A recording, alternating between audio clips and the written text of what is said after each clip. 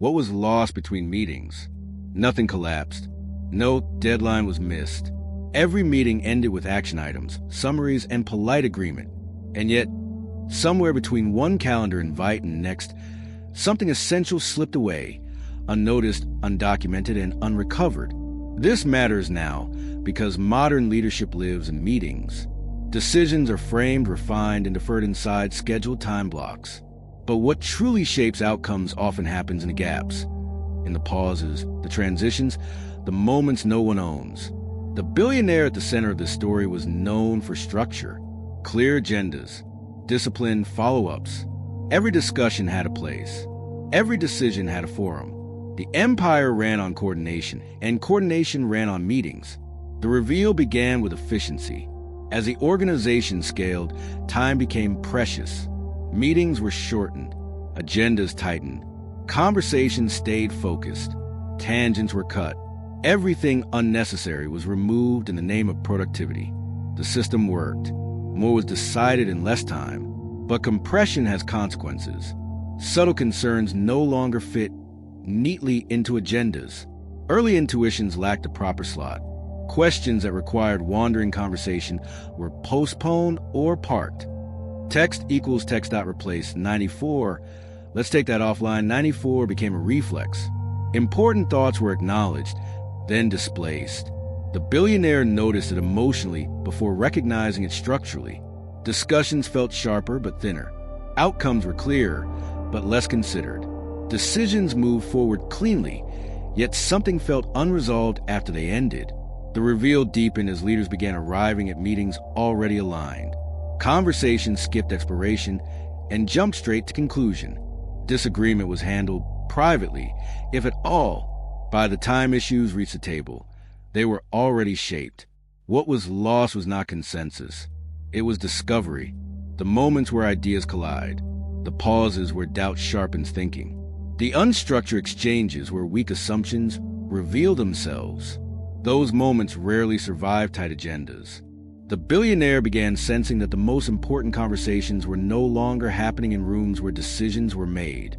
They were happening in hallways, in side messages, in unscheduled exchanges that never made it back to the table. The system was efficient. The outcomes were acceptable. And something vital was missing. What was being lost between meetings was not time. It was depth. And depth, once removed, doesn't announce its absence. It simply leaves decisions thinner, slower to adapt, and easier to regret. The conflict was forming quietly, not from bad leadership, but from leadership optimized too tightly to notice what no longer fit on the agenda. And the cost of that loss would only become clear when the empire faced a moment that required more than efficiency to navigate. Because when depth disappears, complexity waits, patiently. For the moment, it can no longer be ignored. The cost surfaced gradually, disguised as progress. Decisions moved faster, but their consequences lingered longer. Issues that should have been resolved early reappeared downstream, heavier and harder to unwind. The organization was efficient at deciding, but increasingly inefficient at correcting. The reveal deepened as patterns repeated. Concerns raised briefly in one meeting resurfaced months later as full problems. Someone would say, text equals text.replace 94. We mentioned this before. 94, and no one could remember where. The thought had existed, but it never lived anywhere long enough to shape action. Between meetings, insight evaporated. The conflict sharpened when a complex initiative stalled unexpectedly. On paper, everything had been approved, stakeholders aligned, risks documented. Yet execution kept encountering resistance no one had planned for. Not external resistance, internal uncertainty. People hesitated in small ways. Decisions were second-guessed. Assumptions were quietly reinterpreted. The billionaire sensed the cause but struggled to name it. Then it became clear. The initiative had never been fully thought through in one place. Pieces had been discussed across multiple meetings, never colliding long enough to test each other. What felt like alignment was actually fragmentation. The emotional weight landed hard. Meetings had become transactional. Conversations had become modular. Understanding had become distributed and diluted. No single room had held the whole problem. The billionaire realized that the system rewarded closure over curiosity. Open questions were uncomfortable because they threatened timelines. Ambiguity was managed by deferral instead of exploration. The space between meetings, once filled with reflection and synthesis, had become dead air. The conflict was no longer about scheduling. It was about thinking. When leaders stop giving problems enough unstructured time to breathe, complexity doesn't disappear. It waits. It reemerges later, sharper, and more expensive. The billionaire understood the deeper truth. Speed had replaced depth. Structure had replaced reflection. And what was lost between meetings was not conversation, but understanding. The next phase would force a decision. Either the organization would continue optimizing for closure and accept recurring surprises, or would reclaim the messy, uncomfortable space where real insight forms, even if it slowed everything down. Because some problems cannot be solved inside a single agenda item. They require time that no calendar invites, and leadership willing to protect it. The conflict reached its peak when a crisis demanded synthesis, not updates, not alignment, but real understanding across the entire system. A situation emerged that cut across departments, timelines, and assumptions. It could not be solved in fragments.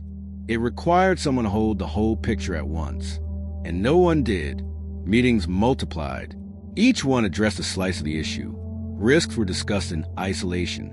Solutions proposed without context. Every room believed it was contributing. Yet the problem deepened. Decisions made in one meeting quietly undermined decisions made in another. The billionaire watched this unfold with growing unease. Everyone was busy. Everyone was engaged. And no one truly understood the problem in full. That was the breaking point. The emotional weight settled heavily when a trusted advisor said something simple and devastating. Text equals text.replace 94. We've talked about this everywhere. 94, they said. Text equals text.replace 94. Just never all at once. 94. That was it. What had been lost between meetings was not information. It was integration. The organization had become excellent at analysis and poor at synthesis. Insight was scattered across calendars, conversations, and documents that never met. The space between meetings, once used to connect ideas, had been filled with preparation for the next one. There was no room left to think. The billionaire recognized the pattern clearly now.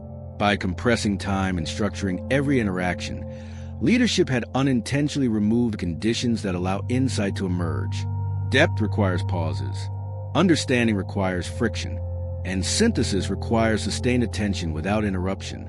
None of those survived back-to-back meetings. The conflict was no longer operational. It was cognitive.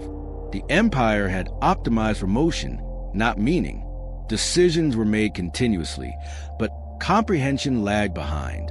And when comprehension lags, action becomes fragile, no matter how disciplined the process appears.